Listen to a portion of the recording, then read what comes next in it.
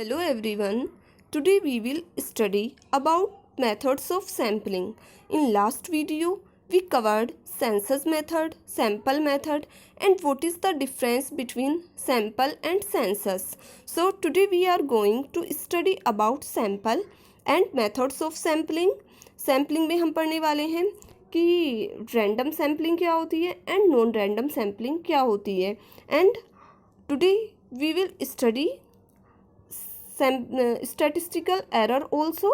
Statistical errors में हम पढ़ेंगे कि सैम्पलिंग एरर्स क्या होते हैं एंड नॉन सैम्पलिंग एरर्स क्या होते हैं। बच्चों, आज की वीडियो ये थोड़ी लंबी होने वाली है, but this video is very helpful for understanding the concept of sampling and sampling error. So let's start with the concept of sampling. देखिए, सैम्पलिंग क्या होती है। Sampling is the process of obtaining sample. Sampling क्या है? Samples को obtain करने की process है या फिर प्रोसीजर है, ऐसे कह सकते हैं। क्यों है? क्योंकि जो भी हमारा पॉपुलेशन है, पॉपुलेशन से के थ्रू स्टडी करना बहुत डिफ़िकल्ट होता है, अफोर्डेबल भी नहीं होता है सभी के लिए, कॉस्टली भी बहुत ज़्यादा होता है। तो इसलिए हम क्या करते हैं, सैंपल्स को आइडेंटिफाई कर लेते हैं। तो वो सारी प्रोसीजर कि हम पॉपुलेशन से जो सैंपल निकाल रहे हैं वो सैम्पलिंग कहलाती है। Okay, the primary objective of sampling is to obtain maximum information about population with minimum effort. इसका ऑब्जेक्टिव क्या होता है सैम्पलिंग का? सैम्पलिंग का ऑब्जेक्टिव होता है मैक्सिमम इंफॉर्मेशन कलेक्ट करना through population with minimum effort. हमें इंफॉर्मेशन भी ज़्यादा से ज़्यादा मिल जाए और एफर्ट भी कम से कम लगाना पड़े, तो ये होता है सैम्पलिंग। अब देखिए, सैम्पलिंग को टू पार्ट्स में डिवाइड करते हैं, random sampling and non random sampling. देखिए, अब रैंडम सैम्पलिंग क्या होती है? रैंडम सैम्पलिंग वो सैम्पलिंग होती है जो चांस पर बेस्ड होती है, या फिर कह सकते हैं जो हमारी प्रोबेबिलिटी बेस्ड होती है। प्रोबेबिलिटी बेस्ड कैसे? फॉर एग्जांपल, अभी हमें क्या करना है, हमें एक कॉइन है, उसको हम टॉस करते हैं। तो टॉस करते हैं तो हमें नहीं पता होता कि हेड आएगा या फिर टेल आएगा। दोनों ही के ही चांस कैसे होते हैं? इक्वल इक्वल होते हैं, कुछ भी आ सकता है। तो ये होती है हमारी random sampling. And non random sampling क्या होती है? नॉन रैंडम सैम्पलिंग किसी चांस पर बेस्ड नहीं होती। इसमें क्या करते हैं, हमारी कन्वीनियंट या फिर हमारी जजमेंट पर बेस्ड होती है। ओके, ये हमारे पर्सनल ओपिनियन पर बेस्ड होती है non random sampling. Random sampling को हम फर्दर 4 पार्ट्स में डिवाइड करते हैं, simple random sampling, stratified sampling, systematic sampling and multi stage sampling. वैसे ही नॉन रैंडम सैम्पलिंग को भी फर्दर 4 पार्ट्स में डिवाइड करते हैं, judgement sampling, quota sampling, convenience sampling, snowball sampling. अब हम इनको वन बाय वन स्टडी करेंगे कि ये होते क्या हैं। ओके स्टूडेंट, नाउ फर्स्ट हमारा है रैंडम सैम्पलिंग। रैंडम सैम्पलिंग क्या होती है? जैसे रैंडम सैम्पलिंग मैंने आपको भी अभी बताया कि चांस बेस्ड या फिर प्रोबेबिलिटी बेस्ड सैम्पलिंग होती है। देखिए, चांस सैम्पलिंग कह सकते हैं या फिर प्रोबेबिलिटी सैम्पलिंग कह सकते हैं। क्यों कहते हैं इसको? A random sample is one which is selected in such a way that each and every item in the population has an equal chance of being included। अभी जैसे मैंने एग्जांपल बताया था कि एक कॉइन है, उसको टॉस किया जाता है, तो उसके 2 चांस हैं, या तो हेड आएगा या टेल आएगा। तो या फिर एक डाइस है, उसमें 1 भी आ सकता है, 2 भी, 3 भी, 4 भी, 5 भी, 6 भी। तो सबके क्या इक्वल चांस है, कुछ भी आ सकता है, हमको नहीं पता। तो इसमें क्या होता है, जो भी पॉपुलेशन होगा उसमें ईच एंड एवरी आइटम, जितने भी आइटम्स हैं उसमें हर आइटम के आने की प्रोबेबिलिटी कैसी होगी? वो इक्वल होगी, कुछ भी आ सकता है। ओके, इसको हमने 2 पार्ट्स में डिवाइड किया था, 4 पार्ट्स में डिवाइड किया था रैंडम सैम्पलिंग को। फर्स्ट है हमारा सिंपल रैंडम सैम्पलिंग। देखिए, सिंपल रैंडम सैम्पलिंग को हम अनरिस्ट्रिक्टिव सैम्पलिंग भी कहते हैं। क्यों कहते हैं रिस्ट्रिक्टिव सैम्पलिंग? क्योंकि इसमें कोई रिस्ट्रिक्शंस नहीं होते हैं, कोई बाउंडेशन नहीं होती है। हर आइटम के सेलेक्ट होने की प्रोबेबिलिटी इक्वल होती है, कुछ भी आ सकता है। फॉर एग्जांपल, जैसे लॉटरी मेथड होता है। लॉटरी में क्या देखते हो, एक कंटेनर है, उसमें कुछ पर्चियाँ पड़ी हुई हैं। तो वो कैसी हैं? साइज में बिल्कुल सेम है, कलर बिल्कुल सेम है, इक्वल साइज इक्वल कलर, सब कुछ बिल्कुल एक जैसा है, तो हम कुछ भी रैंडमली उठा लेते हैं। तो जितनी भी उस कंटेनर में पर्चियाँ थीं, तो उसकी प्रोबेबिलिटी हर पर्ची की कैसी थी, इक्वल थी, कुछ भी आ सकती है, हमें नहीं पता। तो ये होती है हमारी सिंपल रैंडम सैम्पलिंग। देखिए एक एग्जांपल के थ्रू देखते हैं। ये एक एज्यूम कर लेते हैं कि ये तुम्हारी क्लास के स्टूडेंट्स हैं, तुम्हारी क्लास के स्टूडेंट है, मुझे कोई स्टडी करनी है जो बेस्ड होगी 5 स्टूडेंट्स पर या फिर 4 स्टूडेंट्स पर, कि उनका पूरी क्लास में उनका लिविंग स्टैंडर्ड क्या है, वो डिसिप्लिन्ड है, क्लास कैसी है, एनीथिंग। मुझे कुछ भी स्टडी करनी है उस क्लास के बारे में, तो मैं क्या करूँगी, रैंडमली कोई भी 4 या 5 स्टूडेंट्स को सेलेक्ट कर लूँगी। जैसे मैंने इसमें 1 कर लिया, फिर 3rd कर लिया, फिर 5th कर लिया, फिर 7th कर लिया, कुछ भी सेलेक्ट कर लिया। तो जितने भी स्टूडेंट्स थे उस क्लास में, 30 स्टूडेंट्स थे, एज्यूम करिए 30 स्टूडेंट थे, तो कोई भी 5 स्टूडेंट्स में सेलेक्ट कर लेती हूँ। तो ये होता है हमारा सिंपल रैंडम सैम्पलिंग। नाउ इसकी मेरिट्स क्या होती हैं और कुछ एडवांटेजेस एंड डिसएडवांटेजेस होंगे। जैसे first, free from personal bias. ये पर्सनल बायस, कोई भी बायसनेस नहीं है, पार्शलिटी नहीं है, मैंने कोई भी स्टूडेंट को अपने आप से रैंडमली सेलेक्ट कर लिया। Next, universe get fairly represented by the samples. जो भी मैं सैम्पल ले रही हूँ, जो भी मेरा रैंडम सैम्पल है, वो पूरी यूनिवर्स को फेयरली रिप्रेजेंट करेगा। And this method is very simple and straight forward method. ये मेथड बहुत ज़्यादा सिंपल है एंड स्ट्रेट फॉरवर्ड है, सिंपल है, ईजी है। नेक्स्ट, डीमेरिट्स क्या होंगी। This method does not guarantee proportionate representation different item in the universe. इसमें हम प्रोपोर्शनली या फिर परसेंटेजली हम ये नहीं बता सकते कि इतने परसेंटेज स्टूडेंट आए हैं, यहाँ से इतने लिए हैं, अबव 10 से इतना % लिया है, तो हम ऐसा नहीं बता सकते इसमें, क्योंकि कोई भी मैंने ले लिया रैंडमली। या और नेक्स्ट क्या होगी इसकी demerit, larger risk of random error. इसमें एरर आने के चांस बहुत ज़्यादा होंगे। ओके, नेक्स्ट है, नेक्स्ट सैम्पलिंग है हमारी स्ट्रेटिफाइड सैम्पलिंग। इसको हम कहते हैं रिस्ट्रिक्टिव सैम्पलिंग। क्यों, क्योंकि इसके अपने कुछ रिस्ट्रिक्शंस होती हैं, कुछ बाउंडेशंस होती हैं। देखिए ये होती क्या है, when the population is heterogeneous.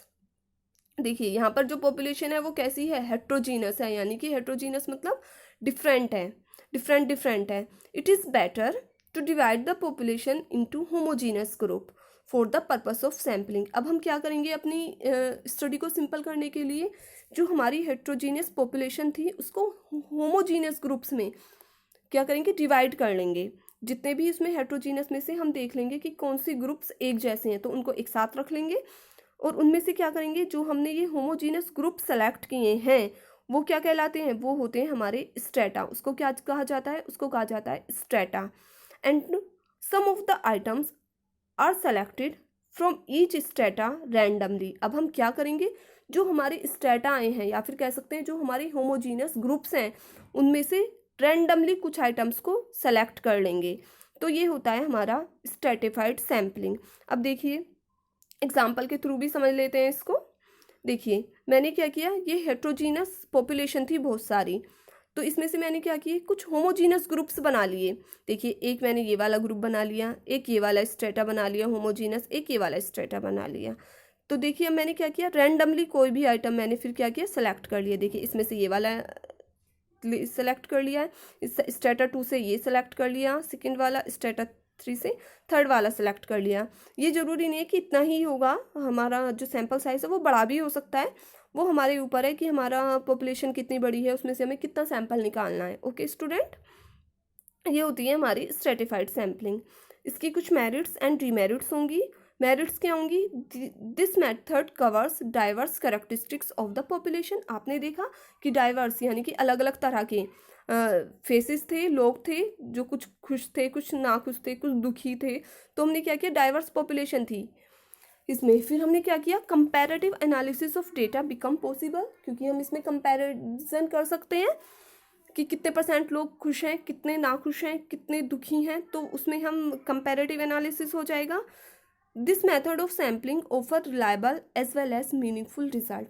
इस मेथड से क्या होंगे, हमारे जो रिजल्ट्स होंगे वो रिलायबल भी होंगे और मीनिंगफुल भी होंगे। ओके स्टूडेंट, डीमेरिट्स क्या होंगी या फिर डिसएडवांटेजेस क्या होंगी, प्रॉब्लम ऑफ स्ट्रेटा फॉर्मेशन। सबसे बड़ी प्रॉब्लम ये होगी कि हम स्ट्रेटा को फॉर्मुलेट कैसे करें, स्ट्रेटा का साइज कैसे रखें, स्ट्रेटा को आइडेंटिफाई कैसे करें, उसको फॉर्मुलेट कैसे करें। Next is strata list costly to prepare. जो स्ट्रेटा लिस्ट है उसको प्रिपेयर करने में भी बहुत ज़्यादा कॉस्टली हो जाती है वो भी, तो ये इसकी कुछ डीमेरिट्स हैं। नेक्स्ट है हमारा सिस्टमैटिक सैम्पलिंग। सिस्टमैटिक सैम्पलिंग भी हमारी कुछ रिस्ट्रिक्शंस पर बेस्ड होती है। देखिए सिस्टमैटिक सैम्पलिंग क्या होती है, जैसे सिस्टम एक सिस्टम में चलने वाली सैम्पलिंग। इसमें क्या होगा, in this method of sampling while the first unit of sample is selected at random from the population। इसमें क्या होगा, जो भी हमारा पॉपुलेशन होगा उसमें जो फर्स्ट यूनिट होगी उसको तो हम रैंडमली सेलेक्ट कर लेंगे, but the other units are selected uniform intervals. लेकिन जो अदर यूनिट्स हम सेलेक्ट करेंगे वो किस पर बेस्ड होंगी, हमारी फर्स्ट यूनिट पर। जो हमने फर्स्ट वाली यूनिट रैंडमली सेलेक्ट की है उससे अब हमें इंटरवल लेना पड़ेगा कि हम उस यूनिट से कितने इंटरवल के बाद अपनी नेक्स्ट यूनिट सेलेक्ट करें। ओके स्टूडेंट, देखिए एक एग्जांपल के थ्रू समझते हैं। ये सिस्टमैटिक सैम्पलिंग का एक एग्जांपल दिया है। जैसे फर्स्ट वाला स्टूडेंट को मैंने क्या किया, रैंडमली सेलेक्ट कर लिया, लेकिन उसके बाद मैंने क्या किया, एवरी थर्ड स्टूडेंट मैंने सेलेक्ट किया। देखिए फर्स्ट वाला रैंडमली, उसके बाद थर्ड, फिर उसके बाद थर्ड, फिर उसके बाद थर्ड, फिर उसके बाद थर्ड। तो ये होगा हमारा सिस्टमैटिक सैम्पलिंग, एक सिस्टम में चलने वाली, यानी कि फर्स्ट वाली जो यूनिट होगी वो रैंडमली सेलेक्ट, और उसके बाद जो यूनिट्स सेलेक्ट होंगी वो किस पर होंगी, रैंडमली बेस्ड होंगी, सिस्टम में बेस्ड होंगी, इंटरवल पर बेस्ड होंगी कि कितने इंटरवल के बाद हमें यूनिट सेलेक्ट लेनी है नेक्स्ट वाली। ओके स्टूडेंट्स, इसकी मेरिट्स क्या होंगी, इजी है, टाइम सेविंग है, बहुत ज़्यादा इजी भी है और टाइम सेविंग भी है, टाइम भी नहीं लगेगा। Free from personal bias, free होगी बायस से, नेस नहीं होगी, पार्शलिटी नहीं होगी। क्यों नहीं होगी, पहली वाली यूनिट क्योंकि हमने रैंडमली सेलेक्ट की है, जो भी हमारा पॉपुलेशन था उसमें से फर्स्ट यूनिट कुछ भी आ सकती थी, और उसके बाद हमने क्या किया, एक सिस्टम में चला, एक इंटरवल के बाद यूनिट्स को सेलेक्ट किया।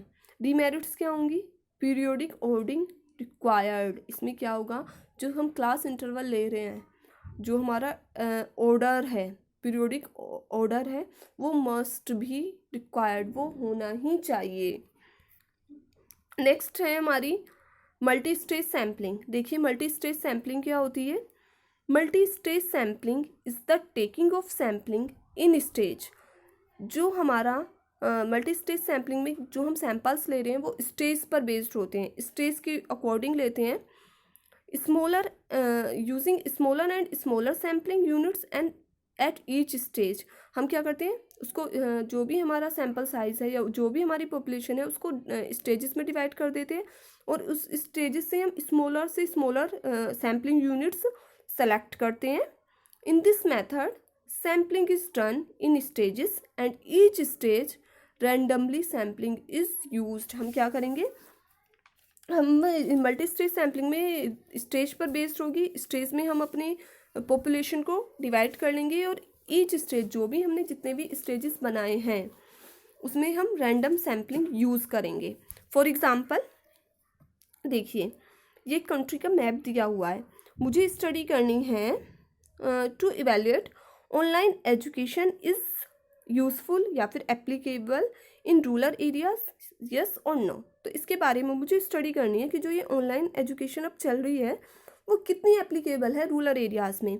तो ये एक कंट्री है, एक कंट्री को मैंने क्या किया कि इसमें जो जितने भी स्टेट्स थे मैंने उसमें से 6 स्टेट सेलेक्ट कर लिए, रैंडमली सेलेक्ट किए।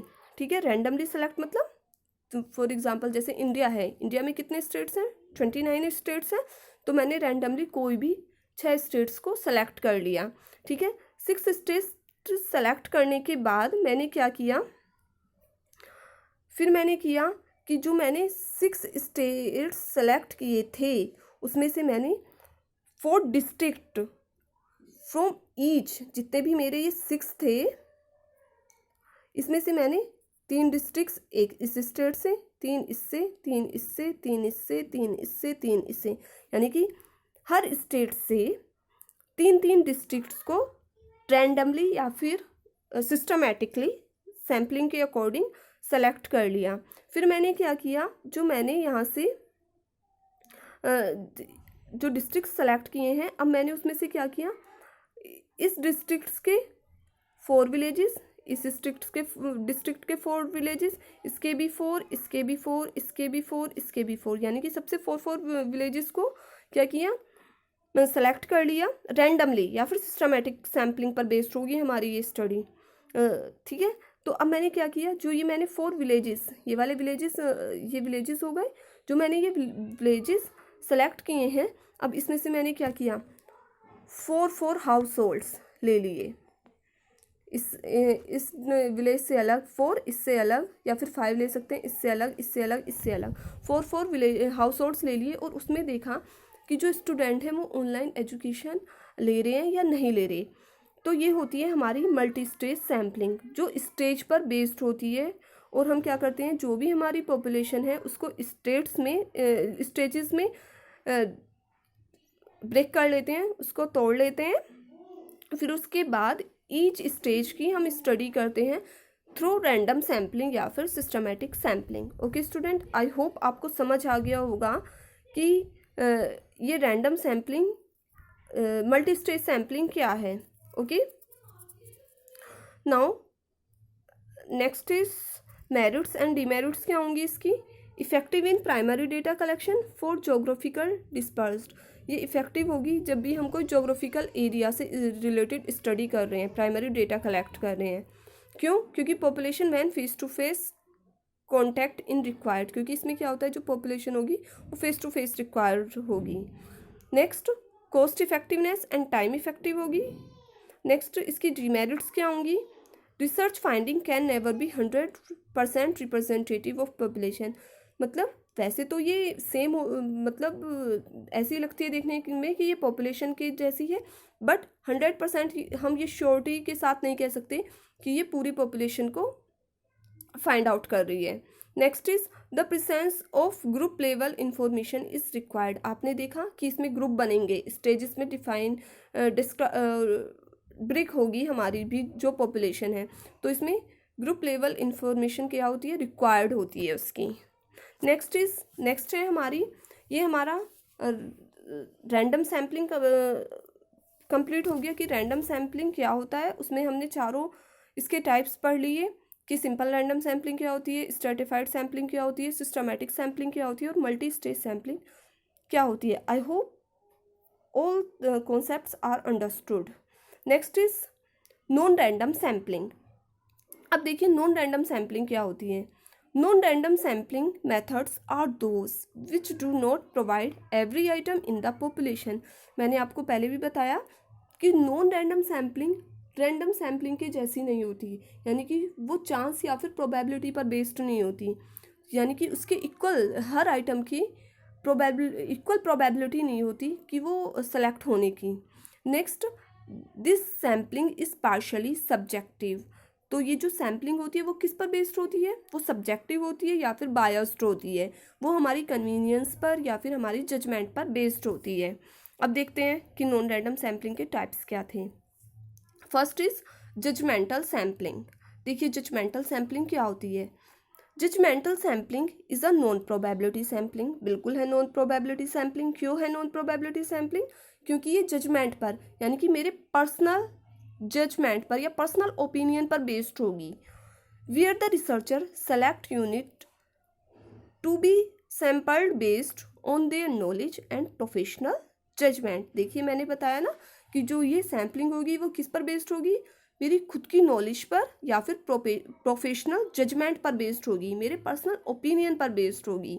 तो ये होती है हमारी जजमेंट सैम्पलिंग। एक एग्जांपल के थ्रू समझते हैं। For example, if an investigation is to be made relating to the iron and steel industry in India, मुझे एक इन्वेस्टिगेशन करनी है कि इंडिया में आयरन एंड स्टील इंडस्ट्री से रिलेटेड कोई स्टडी करनी है। Then the inclusion of such industry as the Tata iron and steel company is obviously a judgement selection. तो मैंने क्या किया, सिर्फ एक टाटा आयरन और स्टील कंपनी को ही इंक्लूड किया, वो मेरे जजमेंट पर बेस्ड थी कि ये सबसे बेस्ट इंडस्ट्री है, ये बेस्ट कंपनी है। या फिर एक एग्जांपल के थ्रू और समझते हैं कि क्विज कंपटीशन है तो वो अदर स्कूल में है, तो क्या करते हैं कि तुम्हारी क्लास में जो तुम्हारा क्लास टीचर है, तुम्हारी क्लास से 5 स्टूडेंट्स को या फिर 2 स्टूडेंट्स को जाना है हर क्लास से, तो जो तुम्हारे क्लास टीचर है या जो तुम्हारा टीचर है वो अपने पर्सनल जजमेंट पर या फिर पर्सनल ओपिनियन पर ये कह देता है कि ये 2 बच्चे होशियार हैं, इन 2 बच्चों को अच्छा नॉलेज है, तो इनको ही सेलेक्ट कर लीजिए, क्विज कंपटीशन के लिए ले जाइए। तो ये किस पर बेस्ड हो गई? पर्सनल जजमेंट, किसका? टीचर का। ठीक है, तो ये होती है हमारी judgement sampling. Next, quota sampling. Quota sampling तो सभी जानते होंगे, कोटा नाम सुना होगा, कितने % कोटा, इतने % कोटा, तो यही होती है हमारी कोटा सैम्पलिंग। कोटा सैम्पलिंग भी यहाँ पर क्या होगी? Non random sampling. Non random क्यों? क्योंकि हम इसमें कोई सैम्पलिंग यूज़ नहीं करेंगे कि एवरी आइटम को सिलेक्ट नहीं करेंगे। ओके, देखिए क्या होती है ये। The population is divided into different groups and classes according to different characteristics of the population. हम क्या करते हैं, जो भी पॉपुलेशन की डिफरेंट कैरेक्टरिस्टिक्स हैं उसके अकॉर्डिंग हम डिफरेंट ग्रुप्स में अपनी पॉपुलेशन को क्या करते हैं, डिवाइड कर लेते हैं, या फिर डिफरेंट ग्रुप्स में या फिर डिफरेंट क्लासेस में। फॉर एग्जाम्पल, एक एग्जाम्पल के थ्रू समझते हैं इसे भी। Suppose we want to select 100 students. Suppose करिए मैं सेलेक्ट करना चाहती हूँ, 100 स्टूडेंट सेलेक्ट करने हैं, then we might say that the sample should be according to the quota given below. मैंने क्या किया, कोटे के अकॉर्डिंग एक कोटा डिसाइड कर दिया, उसके अकॉर्डिंग मैं 100 स्टूडेंट्स को सेलेक्ट कर लूँगी। उसमें क्या करूँगी कि 50% मुझे बॉयज़ लेने हैं और 50% गर्ल्स लेनी है। ठीक है, तो 50% बॉयज़ का कोटा, 50% गर्ल्स का कोटा। या फिर अब देखिए बॉयज़ में भी क्या है कि देन अमंग द बॉयज़ में मैं क्या करूँगी, 60% कॉलेज स्टूडेंट्स। मेरे जो 50% बॉयज़ मैंने सेलेक्ट किए थे ऑल ओवर में से, तो उन 50% में से मैं क्या करूँगी, जो 60% है वो कॉलेज स्टूडेंट्स होंगे, 30% हाई स्कूल स्टूडेंट्स लूँगी एंड 10% एलिमेंट्री स्कूल स्टूडेंट्स को सेलेक्ट करूँगी। एंड जो 50% गर्ल्स ली थी वो कोई भी आ सकती हैं, उनके लिए मेरा कोटा क्या है, वो फिक्स्ड है गर्ल्स के लिए। तो ये होता है हमारा कोटा सैम्पलिंग। जैसे आप देखते हो कि गर्ल्स के लिए इतना % कोटा निश्चित है और बॉयज़ के लिए इतना, तो ये होता है हमारा quota sampling. Next is convenience sampling. Convenience sampling is very easy sampling. सबसे ज़्यादा इजी यही है क्योंकि ये मेरी कन्वीनियंट पर है कि मुझे किस में सुविधा है, मैं किस में मेरे लिए सबसे बेटर क्या है। ठीक है, तो इस मेथड में हम क्या करते हैं, sampling is done by investigator in such a manner that suit his convenience. जो उसकी कन्वीनियंस पर बेस्ड होगी, जो उसको सबसे ज़्यादा सुविधा हो, सबसे ज़्यादा ईजीएस्ट मेथड है ये सैम्पलिंग का। देखिए एक एग्जांपल के थ्रू समझते हैं इसको। Suppose 100 boys are to be selected from a college with 1000 boys. मुझे 1000 बॉयज़ से 100 बॉयज़ को सेलेक्ट करना है। अब मैं क्या करूँगी, मुझे if nothing is known about the student in this college, और मैं इस कॉलेज के स्टूडेंट के बारे में कुछ नहीं जानती, then the investigator may visit the college. अब इन्वेस्टिगेटर क्या करेगा, यानी कि मैं क्या करूँगी, उस कॉलेज की विजिट करूँगी and choose the first 100 boys he meets. यानी कि अब मैं क्या करूँगी, मैं 100 बॉयज़ को जिनसे मैं सबसे पहले मिलती हूँ उनको ही सेलेक्ट कर लूँगी, या फिर और ही मे select 100 boys all belonging to 3rd year, या फिर उन 100 बॉयज़ को सेलेक्ट कर लूँगी जो बिलोंग करते हैं 3 साल से। और he might select 25 boys from commerce course, या फिर ऐसे करूँगी कि जो कॉमर्स कोर्स के हैं उसमें से 25 ले लिए, कोई भी 25 अपनी कन्वीनियंस के अकॉर्डिंग। और साइंस में से भी 25 बॉयज़ सेलेक्ट कर लिए, और आर्ट ग्रुप से 25 सेलेक्ट कर लिए, एंड 25 फाइन आर्ट्स से सिलेक्ट कर लिए। ठीक है, तो इसमें मैं क्या करूँगी, देखिए जो रिसर्चर था उसे 100 बॉयज़ का एक डेटा चाहिए था, तो उसने क्या किया, अपनी कन्वीनियंस के अकॉर्डिंग जिनसे वो सबसे पहली बार मिला वो सेलेक्ट कर लिए 100, या फिर उसने क्या किया, 25 कॉमर्स से, 25 साइंस स्ट्रीम से, 25 आर्ट से, 25 फाइन आर्ट से ले लिए। ठीक है, उसने अपनी कन्वीनियंस के अकॉर्डिंग 100 बॉयज़ का डेटा कलेक्ट कर लिया। तो ये होती है हमारी convenience sampling. Next is snowball sampling. देखिए स्नोबॉल सैम्पलिंग क्या होती है, this is very important method. Snowball sampling में देखना क्या होता है। स्नोबॉल सैम्पलिंग, स्नोबॉल, स्नो से भी समझ आ रहा होगा, बर्फ़ की बोल। बर्फ़ की बोल क्या है कि अगर बर्फ़ की बोल पहाड़ियों से गिर रही है, बर्फ़ की पहाड़ियों से, तो वो नीचे नीचे आते आते क्या होती है और बड़ी हो जाती है, वो बहुत मोटी हो जाती है। तो ये वैसे ही हमारी स्नोबॉल सैम्पलिंग होगी। स्नोबॉल सैम्पलिंग में हम क्या करते हैं, snowball sampling is where research participants recruit other participant for a test और स्टडी। इसमें क्या होगा स्नोबॉल सैम्पलिंग में, एक टेस्ट पर बेस्ड होगी।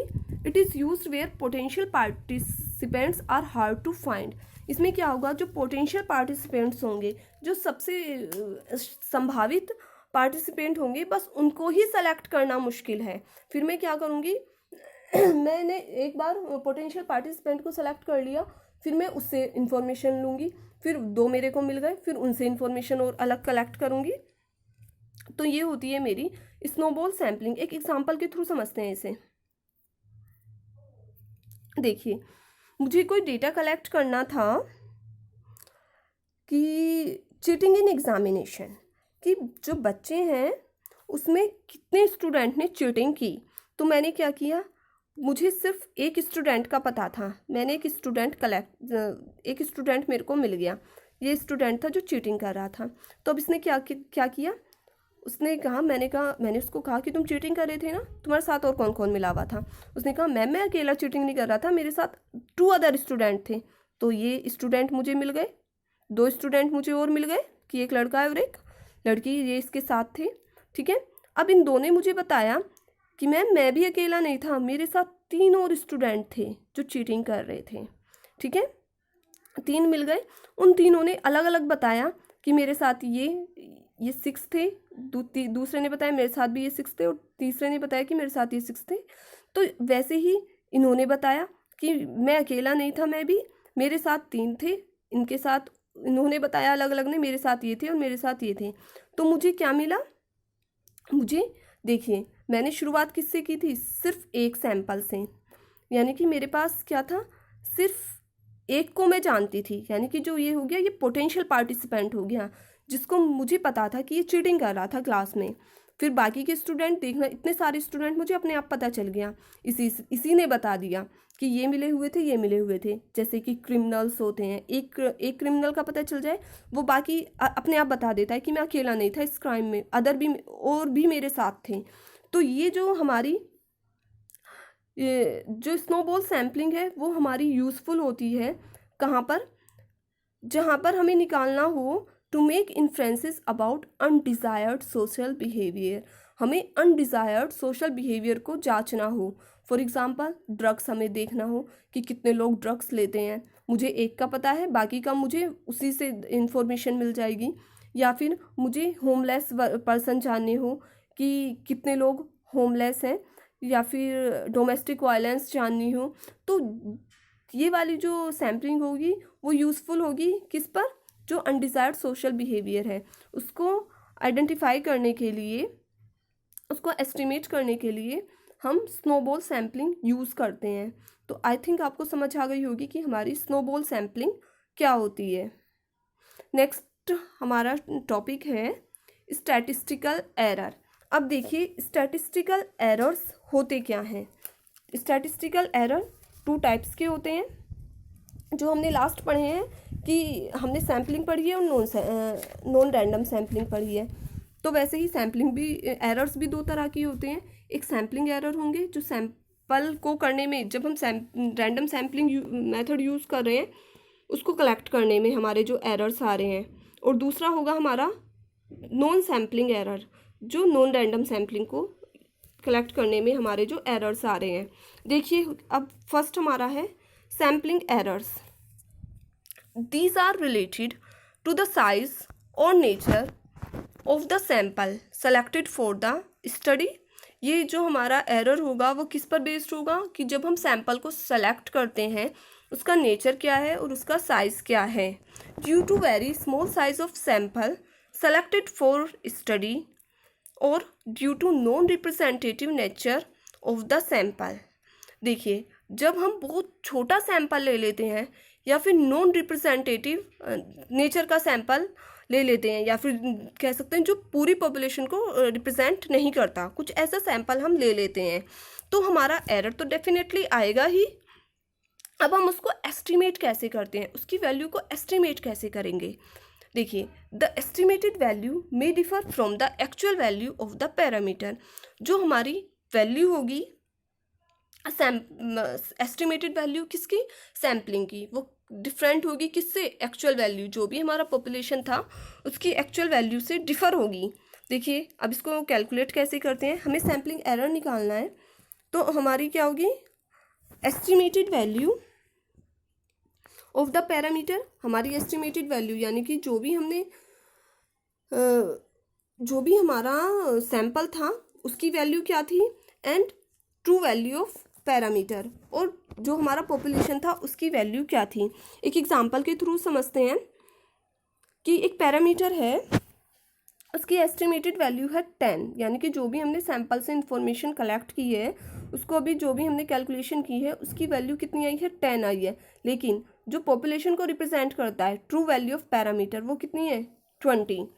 तो हमारा सैम्पलिंग एरर कितना आ गया, तो हमारा जो सैम्पलिंग एरर है वो -10 हो गया।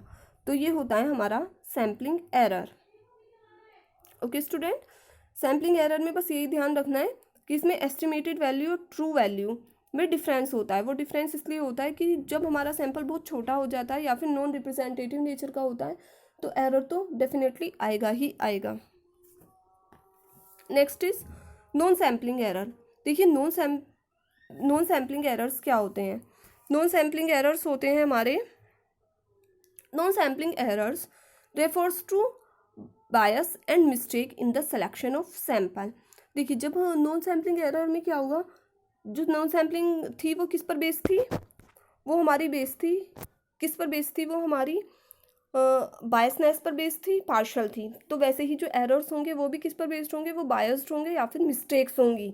जब भी हम सैंपल को सेलेक्ट करते हैं उसमें जो मिस्टेक आती हैं, देखिए वो कितने तरह की हो सकती हैं। एरर ऑफ मेजरमेंट, जब भी हम मेज़र कर रहे हैं तो हमारा स्केल ऑफ मेजरमेंट में डिफरेंस हो सकता है, या फिर जो भी राउंडिंग प्रोसीजर है उसमें डिफरेंस हो सकता है। जो भी हमारा मेजरमेंट है उसमें एरर के कारण जो हमारी एरर्स आते हैं वो होते हैं एरर ऑफ मेजरमेंट। या फिर एरर ऑफ नॉन रिस्पॉन्स क्या होते हैं, आपको पता है, जब कोई इन्वेस्टिगेटर इंफॉर्मेशन कलेक्ट करता है तो बहुत सारे रिस्पोंडेंट क्या करते हैं, वो इन्फॉर्मेशन नहीं देते, या फिर वो अपना जो क्वेश्चन आयर है वो अनफिल्ड ही भेज देते हैं। तो उससे क्या होगा, एरर ऑफ नॉन रिस्पॉन्स की प्रॉब्लम आ जाएगी। एरर ऑफ मिस इंटरप्रिटेशन क्या होगा कि जब भी respondent fails to interpret the question in the questionnaire, यानी कि जब रिस्पोंडेंट फेल हो जाते हैं क्वेश्चंस को इंटरप्रेट करने में, बताने में, ठीक है, तो ये हमारी मिस इंटरप्रिटेशन का एरर आ जाएगा। एरर ऑफ कैलकुलेशन और अर्थमेटिकल एरर। नेक्स्ट हमारा एरर होगा, जो भी हम डेटा को निकालने के लिए अपना रिजल्ट को निकालने के लिए जो भी हम अर्थमेटिक टूल्स यूज़ कर रहे हैं, मल्टीप्लिकेशन, डिवीज़न, एडिशन, तो उसमें क्या होगा, उसमें अगर कुछ मिस्टेक्स आ जाती हैं तो उससे क्या होगा, हमारी प्रॉब्लम आ जाएगी, कैलकुलेशन का एरर आ जाएगा। नेक्स्ट एरर ऑफ सैम्पलिंग बायस। देखिए, एरर ऑफ सैम्पलिंग बायस क्या होगा, जो बायसनेस, यानी कि मैंने अपने अकॉर्डिंग कोई कन्वीनियंट के अकॉर्डिंग कोई भी सैंपल ले लिया जो मेरे लिए कन्वीनियंट है, तो क्या होगा, उससे भी वो हमारी पॉपुलेशन को सही से रिप्रेजेंट नहीं करेगा। तो ये होता है हमारा sampling error and non sampling error. अब देखिए, larger the field of investigation और larger the population size, greater is the possibility of error. देखिए, अगर हमारा इन्वेस्टिगेशन फील्ड या फिर पॉपुलेशन साइज लार्जर है तो हमारे एरर्स की पॉसिबिलिटी भी क्या होगी कि डेटा को कलेक्ट करने के लिए या फिर डेटा को एक्वेट करने के लिए एरर आने की प्रोबेबिलिटी ज़्यादा से ज़्यादा होगी। तो हमें क्या करना है, इसमें क्या होता है, जो हमने सैम्पलिंग और नॉन सैम्पलिंग एरर पढ़े उसमें सबसे सीरियस एरर कौन सी है, उसमें सबसे ज़्यादा सीरियस एरर है non sampling error is more serious than sampling error. क्यों है? Because a sampling error can be minimise by opting for a larger sample size. क्योंकि जो सैम्पलिंग एरर है उनको हम कम कर सकते हैं कैसे, कि अपना सैम्पलिंग एरर है वो कब आते हैं, जब हमारा सैंपल का साइज छोटा हो जाता है, तो हम अपना सैंपल साइज बढ़ा दें तो हमारा जो सैम्पलिंग एरर है वो मिनिमाइज हो जाएंगे। लेकिन नॉन सैम्पलिंग एरर को रिड्यूस करना थोड़ा मुश्किल है। ठीक है स्टूडेंट, तो ये होते हैं हमारे sampling error and non sampling error. I hope आपको सारे कॉन्सेप्ट समझ आ गए होंगे कि हमारी सैम्पलिंग क्या होती है, मेथड्स क्या होते हैं, नॉन सैम्पलिंग सैम्पलिंग एरर्स क्या होते हैं, उसमें non sampling error and sampling errors क्या होते हैं। Okay student, thank you.